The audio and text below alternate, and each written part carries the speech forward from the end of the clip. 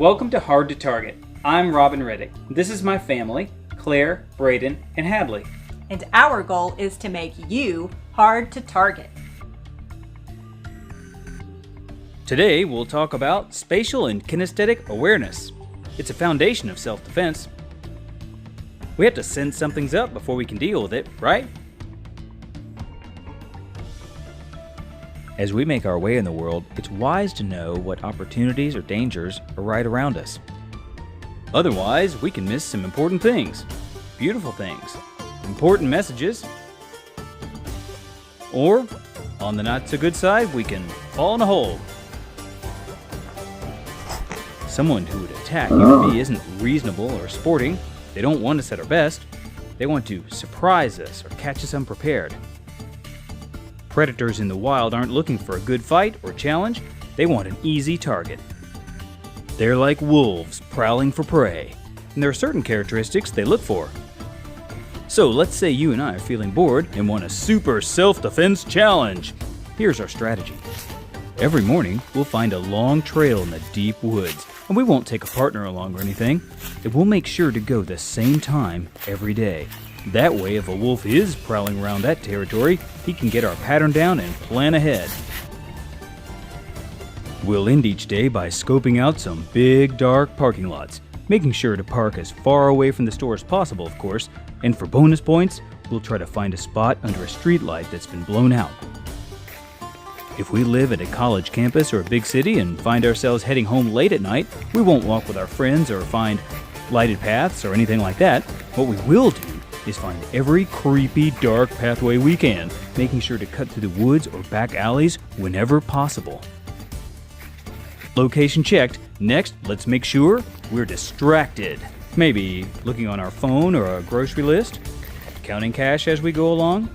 The main thing is that we look totally unaware of what's going on. Now, let's really bait our trap by looking compliant or weak on top of all that. We'll slouch over, look at our toes, scuff along when we walk, things like that. That way, if a wolf happens to be around, he'll try to nab us, and we'll give him the biggest surprise of his wolfy life. Fun to think about, but since our mindset is warrior, not fool, our real plan will be do exactly the opposite of everything I just said.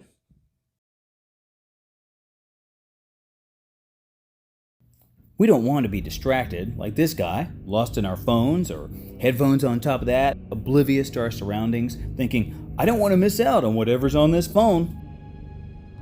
We want to be where we are. We put our phone away, but we still don't want our posture to say, easy victim here, right? Looking here, you can see that a sunken posture just looks not ready for a challenge. And let's think in terms of being ready, not just looking ready.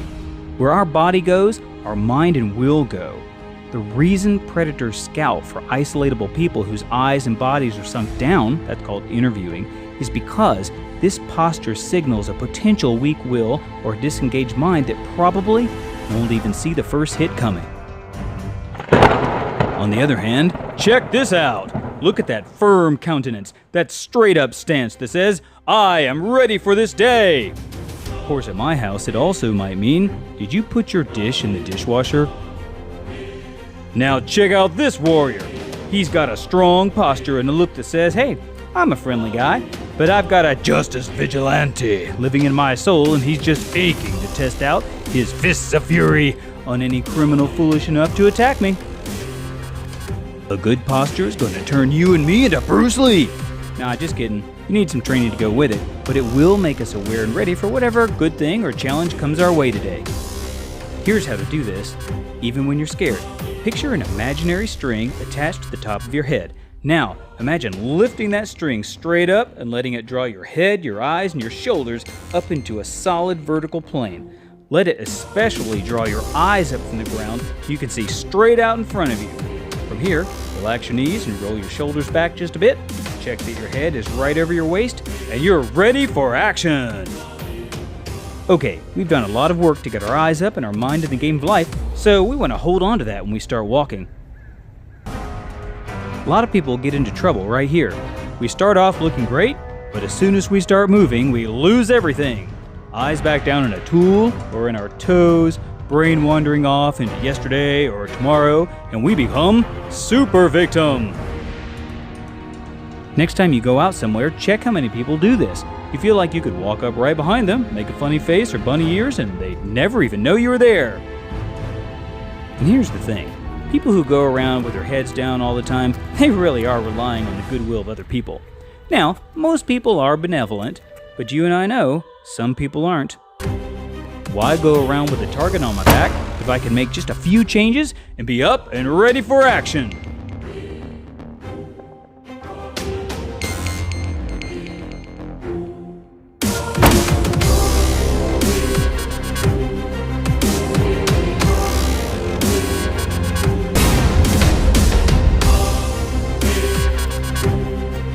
Add some good self-defense tools into your toolbox, and you'll really feel a difference in your confidence.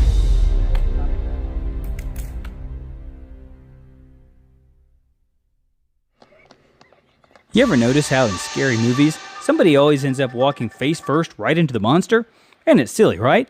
Because to be there, the monster has to be right in plain sight beside the camera. The audience can't see it because the camera is using focal vision, not ambient vision. But the person should see him easily, like right here. That could never happen in real life, right? No one's that oblivious. It turns out the movies are right. We totally do this all the time.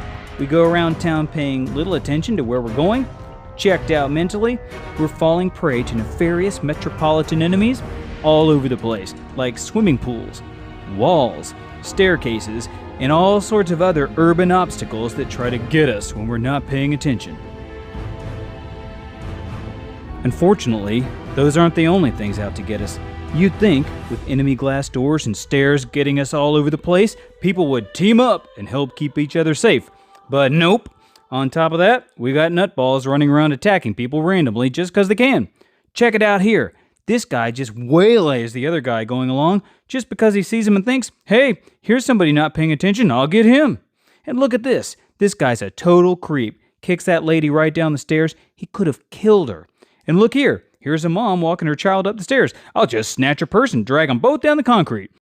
And here, a day at the used car lot gets even more painful than expected with a surprise bat to the head. We've got to keep our eyes up and not give out so many easy targets. And here's a special tip. If someone does ever swing a bat to your head, step to the side. Putting your arm up, it's better than giving him your noggin. But your arm probably can't take a bat and be in much shape to keep helping you out.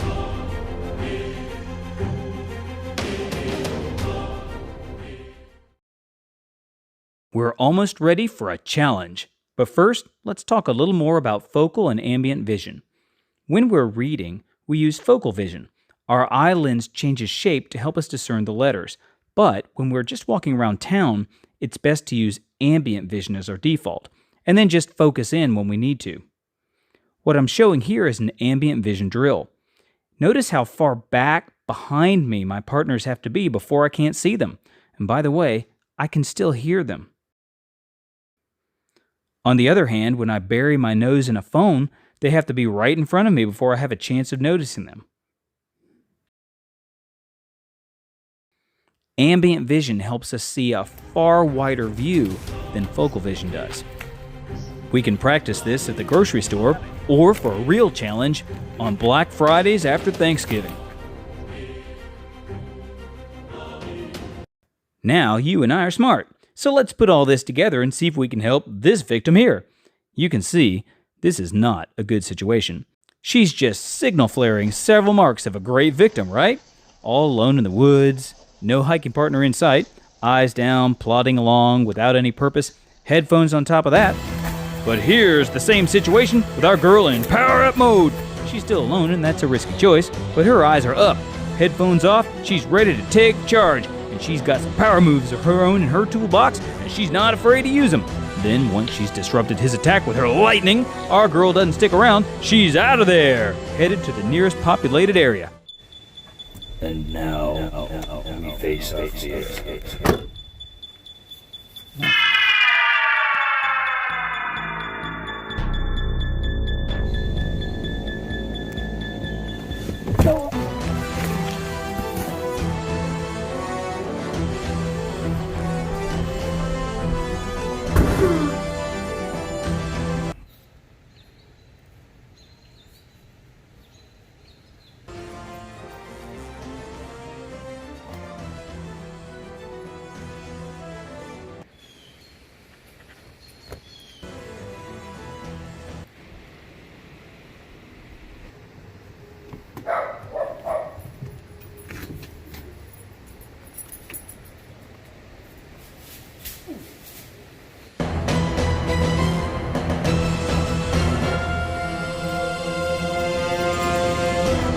Thanks for watching today's video. We hope it helps you become harder to target. And we really appreciate your help getting it to other people who you care about.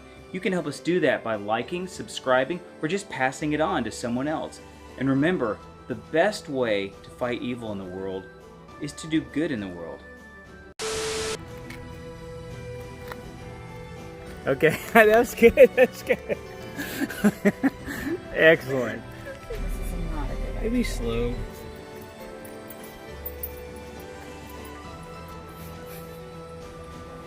No, Atticus. Where's Miley at? Okay, go down the hill, dum-dums. All right, run, run.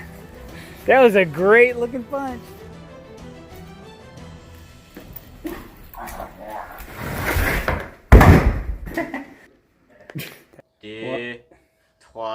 Don't do that. I can't concentrate if you did it. Right, here we go.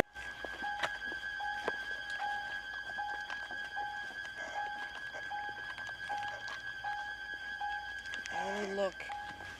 Look where? Behind the bush.